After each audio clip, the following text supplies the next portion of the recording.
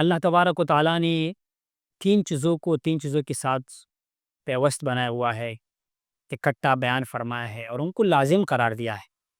ان میں سے اگر ایک چیز پر عمل کی جائے اور دوسروں کو نظر انداز کی جائے تو اللہ تعالیٰ کے ہاں وہ قبول نہیں ہوگی۔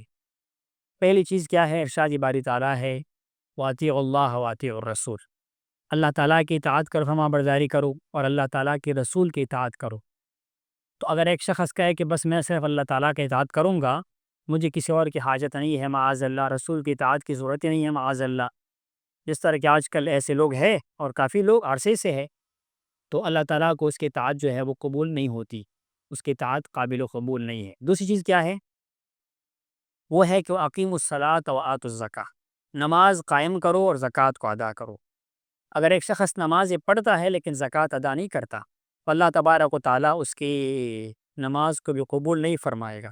یہی وجہ ہے کہ جناب سیدنا صدیق اکبر نے ان کے زکوٰۃ کے خلاف علم اٹھائی اور ان کے خلاف جو ہے اپنی جو ہے وہ جنگ کا اعلان فرمایا۔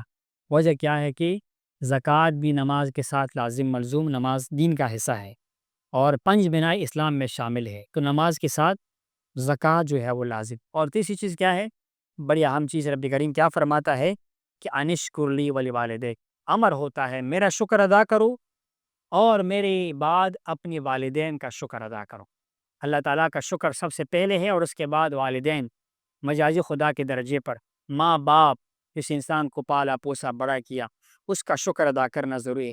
جو اللہ کا شکر ادا کرے لیکن والدین کا شکر ادا نہ کرے، اللہ تعالیٰ اس کے شکر کو قبول نہیں فرماتا۔ شکر تب قبول ہوگا جب اللہ تعالیٰ کے شکر کے ساتھ والدین کا شکر بھی ادا کیا جائے، اس کے حقوق کو پورا کیا جائے، اس کے جو ہے خدمت کو بجا لایا جائے، تب اللہ تبارک و تعالیٰ بندے کے اس خدمت کو، اس شکر کو قبول فرمائے گا۔